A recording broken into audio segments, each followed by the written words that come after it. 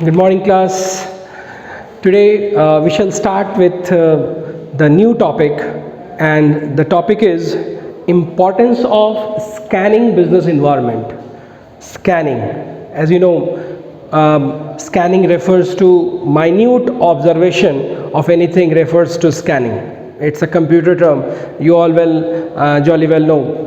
What does this term scanning means? We have cleared over here. So what is the importance of scanning business environment? Kyun? What is the objective of going through this business environment? Why do we have got this business environment as so much of important topic? क्यों पढ़ते हैं ये business environment? अब हमारे सामने बात आती है, तो हम बात करते हैं. सबसे पहला टॉपिक है identify the opportunities and getting the first mover advantage. आपके सामने नए टर्म है और यहाँ पर है अपॉर्चुनिटीज. अपॉर्चुनिटी, अवसर. हिंदी में अगर ट्रांसलेट करें तो हम कहेंगे अपॉर्चुनिटी रेफर्स टू अवसर, मौका. गुड. तो बट बिजनेस के टर्म में हम लोग अगर अपॉर्चुनिटी को बहुत अच्छी तरह से एक्सप्लेन करें तो कहेंगे opportunities are the positive trends which help the business to gain the advantage, improve their performance. What is an opportunity? किसी भी बिजनेस के लिए एक अपॉर्चुनिटी क्या होगी? अपॉर्चुनिटी होगी कि जब तक उसके कस्टमर्स जो हैं, जब तक उसके कॉम्पिटिटर्स जो हैं वो उस पॉइंट तक नहीं पहुंचे हैं जिस पॉइंट तक जो है वो अपने नए प्रोडक्ट को सेल कर रही है, अपने कस्टमर्स को सेल कर रही है. उसके कॉम्पिटिटर्स के इक्वल नहीं हुए हैं और दूसरे जो कॉम्पिटिटर्स हैं उन्हें उसके बारे में कोई आइडिया नहीं है कि ये प्रोडक्ट कैसे बनता है, ये प्रोडक्ट जो है वो कौन सी टेक्नोलॉजी इसमें यूज़ की गई है, मार्केट में उन्होंने उस प्रोडक्ट को नहीं उतारा, तब तक वो उसके लिए एक अपॉर्चुनिटी है. मैं एक एग्जांपल देना चाहता हूँ, बहुत अच्छा एक एग्जांपल देना चाहता हूँ, और ये एग्जांपल हमारे फर्स्ट मूवर एडवांटेज से जुड़ा हुआ है. मैं आपको एक एग्जांपल देना चाहता हूँ कि Nokia was the winner in the mobile segment. Mobile technology के सेगमेंट में नोकिया जो है वो एक विनर के रूप में था, और उसके पास जो ऑपरेटिंग सिस्टम था वो operating system Symbian operating system था. All of you are computer geeks and the mobile masters, and so I am giving you the example of the mobile technology. तो सिम्बियन जो है वो उसका ओएस था, उसका ऑपरेटिंग सिस्टम था, लेकिन ये जो ऑपरेटिंग सिस्टम था, इस ऑपरेटिंग सिस्टम में बहुत ज़्यादा फ्रीडम नहीं था. और तब आया एंड्रॉयड, जिस पर आज हमारा जो ओएस, हमारा ऑपरेटिंग सिस्टम मोबाइल्स का चल रहा है, उसका नाम है एंड्रॉयड. तो इस एंड्रॉयड को सैमसंग ने सबसे पहले इंट्रोड्यूस किया, और सैमसंग मार्केट लीडर के रूप में और भी बहुत सारे जो रहे, लेकिन उसमें सबसे ज़्यादा जो एडवांटेज उठाया वो था सैमसंग. और सैमसंग ने एंड्रॉयड का सबसे ज़्यादा एडवांटेज लिया, और ये एडवांटेज उसका फर्स्ट मूवर एडवांटेज था. बिल्कुल वैसे ही जैसे कि मारुति उद्योग लिमिटेड ने लिया. मारुति उद्योग लिमिटेड ने स्मॉल कार सेगमेंट के रूप में अपनी एक जगह बनाई, जब बाकी सारी कार्स जो हैं, बाकी सारे जो कार मैन्युफैक्चरर्स थे वो बिग कार्स बना रहे थे, वह फैमिली कार के रूप में जो है वो मारुति उद्योग लिमिटेड ने जो है वो अपनी कार को जो है डाला, और मारुति ने अपनी ह्यूज सेल जो है वो इसी बेस पर की. And so opportunities are the positive trends which help the business to improve its performance. ये पॉजिटिव ट्रेंड होता है. हमेशा एक बात रखेंगे कि opportunities are the positive trend which help the business to gain the advantage over its competitors. And the first mover advantage the business that gets the first mover takes the initiative and invest into certain new venture, and so that is the first mover advantage, पहला first mover advantage उठाता है। First mover advantage business को दूसरे business competitors से advantage देता है और उसका जो है मार्केट शेयर बढ़ाता है। और अगर आप बिजनेस इन्वायरमेंट को स्कैन कर रहे हो, कौन सा प्रोडक्ट है जो कस्टमर्स की डिमांड है, मार्केट जो है वो क्या डिमांड कर रहा है, क्या मार्केट जो है वो चीपर प्रोडक्ट्स डिमांड कर रहा है, क्या मार्केट जो है वो लग्जरी प्रोडक्ट डिमांड कर रहा है, और कैसे प्रोडक्ट्स की डिमांड है। So what ever observation is required that can only be done by the business environment.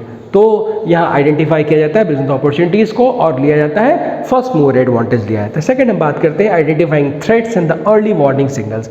जहाँ अपॉर्चुनिटीज़ जो हैं वो पॉजिटिव ट्रेंड हमारे सामने देती हैं, वहीं थ्रेट्स जो हैं वो हमारे लिए निगेटिव जो है वो इंडिकेटर्स के रूप में आते हैं। तो आइडेंटिफाई करते हैं थ्रेट्स को। The threats are the negative indicators that serve as the warning signal for the business. ये एक वार्निंग सिग्नल के रूप में काम करते हैं और बिजनेस को क्या करना पड़ता है कि उसको अलर्ट हो जाना होता है और वो बिजनेस जो बिजनेस इन्वायरमेंट को स्कैन कर रहा है वो बिल्कुल अलर्ट हो जाएगा, अपने इम्प्रूव करेगा, अपनी परफॉर्मेंस को इम्प्रूव करेगा। और ये पॉसिबल तभी हो पाएगा जब वो क्लोज ऑब्जर्वर है बिजनेस का जो है। एग्जाम्पल के रूप में मैं आपको दे सकता हूँ एंट्री ऑफ एमएनसी 1991 के बाद जो है वो न्यू इकोनॉमिक पॉलिसी जैसे ही आई वैसे ही जो है वो हमारी इंडियन कंपनीज़ ने अपने आप को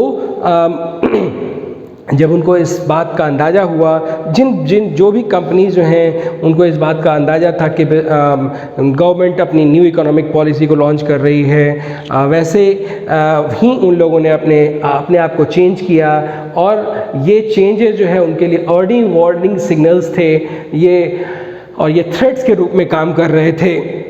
सो नाउ अब हम बात करते हैं कि help in tapping the useful resources. As you know the term resources की जब बात करते हैं तो resources are quite limited। तो रिसोर्सेज में हमारे पास वो सारे इनपुट्स आते हैं, वो सारे इनपुट जिसमें कि हम बात करते हैं फिनेंस की बात करते हैं, रॉ मटेरियल्स की बात करते हैं, सो ऑन, जो भी हमारे इनपुट्स जो प्रोडक्शन के लिए, सेल के लिए, डिस्ट्रीब्यूशन के लिए ज़रूरी होते हैं, वो सारे इनपुट्स हमारे रिसोर्सेज के रूप में आते हैं। तो बिज़नेस क्या करता है कि उन इनपुट्स को बेस्ट यूटिलाइज करता है और आउटपुट तैयार करता है और ये आउटपुट जो है वो बिल्कुल बिज़नेस के डिज़ायर, वो सोसाइटी के डिज़ायर के अकॉर्डिंगली होता है। तो जब हम लोग बिज़नेस इन्वायरमेंट को जो है क्लोजली स्कैन करते हैं तो हमारे सामने आती है बात कि हम लोग कैसे उन रिसोर्सेज का बेस्ट यूटिलाइजेशन कर सकें जो हमारे सोसाइटी के डिमांड के अकॉर्डिंगली है, हमारे कस्टमर्स के डिमांड के अकॉर्डिंगली है। So the business has to see that how the business environment can tap the resources। भी tap का basically मतलब जो होता है वो होता है utilize। tap that you have got a tap, you just rotate, पानी जो है वो आपको tap के थ्रू मिलता है। so what is actually tapping? what you do is that you regulate the water and as much as you want you just open that tap and you just let the water flow and you just close the tap। so what is that? tapping basically refers to this way। तो अब बात करते हैं हम लोग help in managing with the rapid changes. भाई rapid changes का क्या मतलब होता है? रैपिड चेंजेस का मतलब होता है कि भाई बिजनेस सिचुएशन जो है, बिजनेस जो सीन है वो बहुत ज़्यादा टर्बुलेंट मार्केट है। टर्बुलेंट मार्केट का मतलब होता है कि बहुत ज़्यादा बदलता हुआ मार्केट। इस मार्केट में कहीं भी आपको ब्रांड लॉयल्टी नाम की चीज़ नहीं मिलती है। ब्रांड लॉयल्टी एक समय हुआ करता था कि हमारे ग्रैंड पेरेंट्स अगर बाटा जो है वो पिछले साल उन्होंने बाटा खरीदा, 5 साल पहले अगर उन्होंने बाटा खरीदा तो दूसरे साल भी वो बाटा ही खरीदेंगे और अभी भी वो बाटा ही पहन रहे हैं। तो ये ब्रांड लॉयल्टी के टर्म में हम बात करते हैं, बट आज हमारे पास ब्रांड लॉयल्टी नहीं, कोई ब्रांड लॉयल्टी नहीं है। क्यों? क्योंकि आज हम लोग चेंजेस में बिलीव करते हैं, और जहाँ नए प्रोडक्ट्स आएंगे हर कोई उसी प्रोडक्ट्स के पीछे भागता है। तो ऐसे सिचुएशन में क्या करना होता है कि हमें बिजनेस इन्वायरमेंट को रेगुलरली स्कैन करना होता है, ताकि हम क्या कर सकें कि मार्केट में स्टे कर सकें और मैनेज कर सकें क्या, अपने जो रैपिड चेंजेस हैं उन रैपिड चेंजेस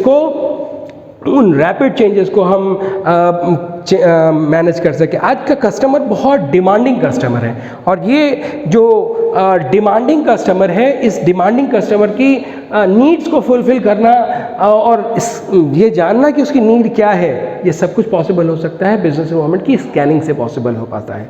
अब यहाँ इसके लिए ज़रूरत पड़ती है प्लानिंग की ज़रूरत पड़ती है और पॉलिसी फॉर्मुलेशन की ज़रूरत पड़ती है। हमारी पॉलिसी क्या है, हमारी प्लान्स क्या हैं, what are our plans, because without planning you cannot know what you have to do in future। तो ये प्लानिंग और पॉलिसी और जो है दो, policy is a type of plan. आगे जाकर के चैप्टर पूरा पढ़ेंगे हम, तो प्लानिंग के बारे में जब हम बात करेंगे तो वहाँ पर एक इम्पॉर्टेंट पॉइंट हो जाएगा कि प्लानिंग क्या है, पॉलिसी क्या है, स्ट्रेटजी क्या है, and several other rules are there, and budget is there. तो वहाँ हम इसके बारे में बात करेंगे। तो it helps in the planning and the policy formulation कि हम लोग अपनी स्ट्रेटजी कैसे तैयार करेंगे, अपने कॉम्पिटिटर्स के प्लान को देखते हुए, मार्केट में और जो अदर अल्टरनेटिव्स हैं उन अल्टरनेटिव्स को देखते हुए। So what we see is that planning and the policy formulation is there. अब लास्ट पॉइंट की बात हम लोग करते हैं, और वो हमारा लास्ट पॉइंट है कि helps in improving the performance. Pay attention to the last point here. Help in policy, rather help in the improving of the performance. अब इम्प्रूविंग ऑफ द परफॉर्मेंस की बात आती है कि हमें अपने आप को, अपने परफॉर्मेंस को क्या करना पड़ता है, इम्प्रूव करना पड़ता है। कि किसी भी इंटरप्राइज को क्या करना पड़ता है कि कैसे वो फर्म जो है वो सरवाइव करेगी। इस सर्वाइवल के लिए उसे ये देखना पड़ता है कि बिज़नेस की जो रीसेंट ट्रेंड्स हैं वो रीसेंट ट्रेंड्स क्या हैं, और बिज़नेस जो है वो किस इन्वायरमेंट में कितना सर्वाइव कर पाएगा, और फंड्स की ज़रूरत कहाँ है, फंड्स कहाँ से आएंगे, और किस जगह पर जो है वो सबसे प्रॉफिटेबल वेंचर होगा। ये इम्प्रूविंग परफॉर्मेंस के रूप में हम लोग, मैं एग्जांपल के रूप में मैं एक और एग्जांपल देना चाहूँगा आपको कि यू सी प्राइवेटाइजेशन के एक एग्जांपल को देना चाहता हूँ कि प्राइवेटाइजेशन बहुत न्यू इकोनॉमिक पॉलिसी के बाद एलपीजी आया। न्यू इकोनॉमिक पॉलिसी ने इंट्रोड्यूस किया एलपीजी को, तो लिबरलाइजेशन, प्राइवेटाइजेशन और ग्लोबलाइजेशन का जो टर्म था, प्राइवेटाइजेशन हुआ। तो प्राइवेटाइजेशन जब नई banks I, private banks I, तो उन्होंने अपने इंफ्रास्ट्रक्चर को बहुत अच्छा दिया, और उसके स्टाफ जो थे वो फ्रेंडली थे। तो जो गवर्नमेंट बैंक्स थी उन बैंक्स को अपने आप को सर्वाइव करने के लिए अपने इंफ्रास्ट्रक्चर में चेंज लाना पड़ा, क्योंकि उन्होंने देखा कि मार्केट में और जो चेंजेस आ रहे हैं और उनको अपने आप में चेंजेस लाना पड़ा। तो ये उन्होंने इन्वायरमेंट को देखने के साथ साथ ही किया होगा। तो ये था हमारा इम्प्रूवमेंट ऑफ परफॉर्मेंस, हमारे साथ इम्प्रूवमेंट था। और यही जो है वो एक और एग्जांपल के थ्रू ले सकते हैं। Technological changes, regularly technological changes आ रहे हैं। तो जो भी फर्म जो है वो मैनुअली प्रोड्यूस कर रही थी, वो मैनुअल के बाद जो है वो मैकेनिकल्स हो गई हैं। And so these are the advantages that we discussed about. इतने सारे एडवांटेजेस के बारे में बात की हम लोगों ने, 6 एडवांटेजेस के बारे में बात की कि क्या फ़ायदा मिलता है बिजनेस एनवायरनमेंट को स्कैन करने का। That's all for today, thank you.